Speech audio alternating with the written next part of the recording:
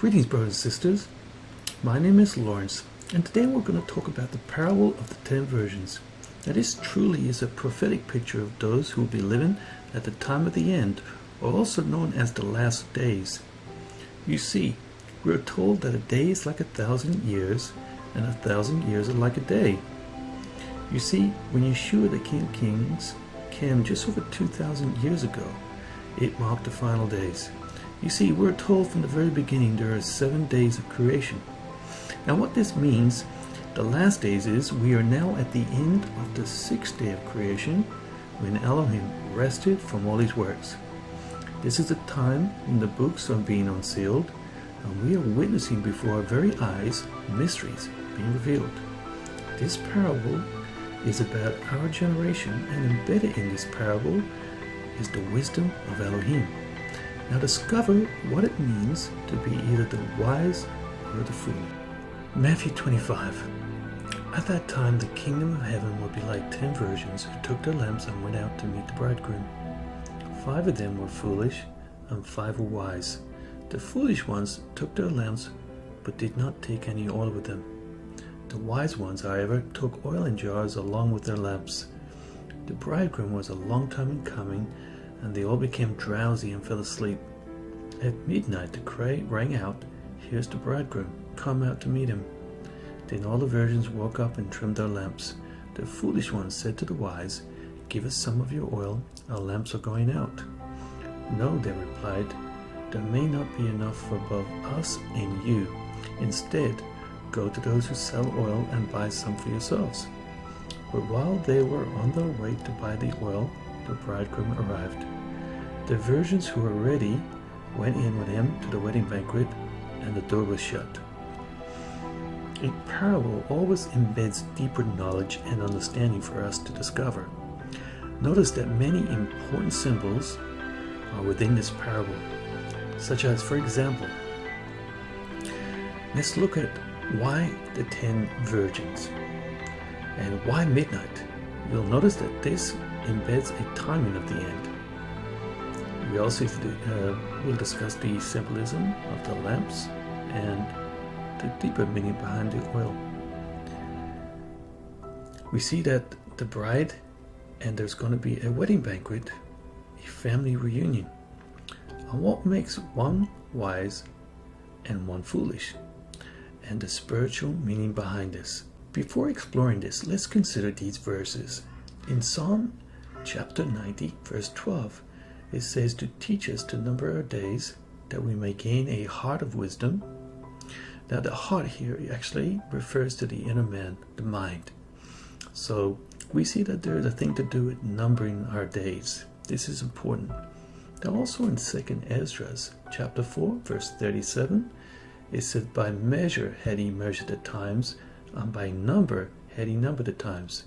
And he does not move nor stir them until the said measure be fulfilled." Now understanding that the Creator has numbered the times and measured them is important, because everything is by his precision and wisdom. Take for example, why 10? To answer this, I will describe as part of my awakening over 20 years ago. I discovered that this was impressed by the Spirit to me, that I was part of the 10 lost tribes of Israel. Of course, at that time, I couldn't explain or validate this, but this has been validated to me. So discovering my identity was the first part of it, and that we were in Babylon, which was a mystery. And it started being revealed unto me, the old ways, his Torah, and this desire to learn the 10 Commandments in Hebrew. Now, what the Creator showed me is that there is so much deeper knowledge to be understood from this parable, and we will discuss that. But understanding that these numbers are important. Now let's consider 10 represents both the 10 lost tribes of Israel and also the 10 Commandments, both of which the Creator had revealed unto me many years ago. Now let's consider other important events that also took place on the 10th day. Now, did you know in Exodus chapter 12 verse 3 it says, "The 10th day of the first month the Passover lamb was selected, and we know this is Yeshua, and it means salvation. Now we know that Yeshua rode into Jerusalem on a donkey, on a lamb, on Selection Day. And the donkey symbolizes his humility, because if he had rode in on a horse, it would have symbolized that he was coming to take the kingdom and it was going to be the end. But he came in humility.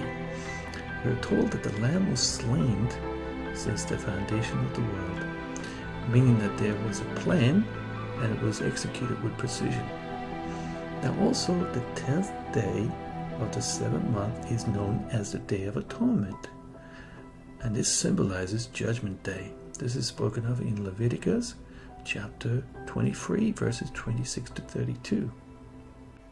The number 10 herein symbolizes the covenant keepers, those who keep and uphold his Asherit Hadibrot, or the 10 Commandments. Now let's talk about virgins.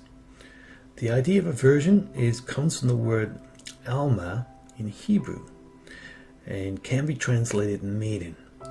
But the real meaning behind this is they are not defiled or corrupted. So in other words, they are blameless and pure. Now also about the lamp. A lamp is a container for the light.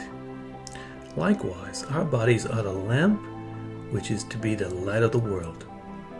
Now in Proverbs chapter 6 verse 23, it says, "For the commandment is a lamp, and the Torah is light, and reproofs of instruction are the way of life."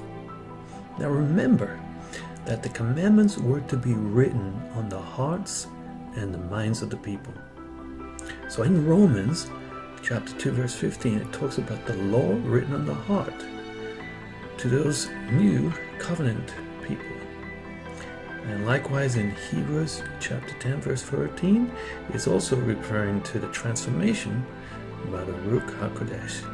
This is the set apart spirit, and it is to be written within our hearts, meaning our minds. And this is going back to the promises of the new covenant from Jeremiah 31. Now also, Proverbs chapter 13 verse 9, it says, "The light of the righteous rejoiced it, but the lamp of the wicked shall be put out." So you see, both the wicked and the righteous have lamps, but it's the righteous to have light. And we'll talk more on that light in a moment. Now also in Psalms 119 verse 105, it says, "Your word is a lamp for my feet and a light on my path." So here we see that both the word is a lamp and it's a light. And we know that the word is spirit, so keep that in mind. Now also in John chapter 8 verse 12, it says, "When Yeshua spoke again to the people, he said, 'I am the light of the world. Whoever follows me will never walk in darkness, but will have the light of life.'" So you see, Yeshua is the word, and he is also the lamp, and he's also the light. And that's also an important concept to talk about. Now, also in John chapter 12 verse 46, he says, "I have come into the world as a light, so that no one who believes in me should stay in darkness." Now, understanding that both the wicked and the righteous have lamps. Now, that the word is the light, which is spirit, and that Yeshua is the word that tabernacled amongst us and brings light into the world, his truth. Now the word tabernacle in Hebrew is the Hebrew word mishkan, and it means residence or a dwelling place. Now more on that in a moment. Now let's speak about the oil. Observe that it is the oil that provides the source of the light that is to burn continually. And this is symbolized in the tabernacle that was a part of the first temple, the spiritual temple. Now, what does this oil symbolize? The key to understanding this is the difference between the wise and the foolish.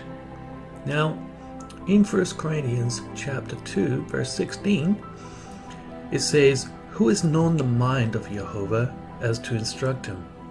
But we have the mind of the Mashiach." Now, what is the mind of the Mashiach? Because we are to have the mind of the Mashiach. In the Hebrew word, the Mashiach is the Hebrew word for the anointed one, the one that's anointed with the set apart oil. Now, this is typically to anoint a king and a priest, but these were the people that were set apart for Jehovah, and they had this anointing, and this is important. You see that this is symbolic of the Ruach HaKodesh, the set apart spirit, which is the divine force, the quality and influence of Elohim over all creation. Now this represents his spirit of wisdom. Remember that our bodies are the temple where the Ruach HaKodesh lives and resides. And this is the meaning of the tabernacle, which it means residence or dwelling place, because you see, the Spirit of Elohim has been given as a deposit to those who put their trust in Yeshua and accepted the Father's commandments and have kept his ways. And it is a guarantee of the things to come, the eternal kingdom. Now, of course, we are speaking about the spiritual temple that contains the 7-branch candelabra. This candelabra is being there, but it's always been symbolizing the 7 spirits of Elohim. And we know that the number 7 represents spiritual perfection. Now we see that Yeshua received this anointing in Isaiah 11, chapter 11, verse 2. Now this is what the mind of the Mashiach is all about, and it is what the 7 assemblies and the lampstands are speaking about. And it says, he walks among the 7 assemblies. He says, I know your deeds. And it is to do with the mind of the Mashiach, because you'll notice that it is speaking about Yeshua, and it's a prophecy concerning his anointing as a king. And we know it is through wisdom that kings get to rule. Now it says, Veneha halav ruach Yehovah, ruach chokmah, hu bina, ruach esav, hu gebura, ruach da'at, veyirat Yehovah. And it says, it shall rest upon him the spirit of Yehovah, the spirit of wisdom, the spirit of counsel and might, the spirit of knowledge, and the fear of Jehovah. You see, this is the dwelling place, the tabernacle, and we know that Yeshua is the new temple, he is the new man. So he is speaking about these qualities, because this is Elohim's kingdom, it is his mind, it is his spirit, and it is through this spirit that we learn what is acceptable and what's pleasing. And remember that the Creator has given his Ruach HaKodesh as a deposit to the believers. And this is the meaning of the oil, because the oil symbolizes the Ruach HaKodesh. And it is this anointing, which is by Elohim's set-apart wisdom, and she is the tree of life to those who take hold of her. Now, did you know the word Proverbs comes from the Hebrew word mishli? It means to represent or be like. And also the Hebrew word for Solomon comes from the root word shalem, and it means to be complete or sound. You see, wisdom, we are to become wise, we are to become like the words of wisdom, but also we need to become complete and sound. And this is what wisdom does. It is about perfection, and it is wisdom that makes us perfect. Herein we have the meaning of the wise and the foolish. The wise have found the hidden treasure, the hidden massa, the bread of life, and the water of wisdom. We are commanded to find wisdom, and she is a tree of life to those who take hold of her. And the difference is that We all have lamps, but it is the Spirit of wisdom that is eternal that provides the light that shines for eternity. For she is the light, the pure influence that flows from the Almighty.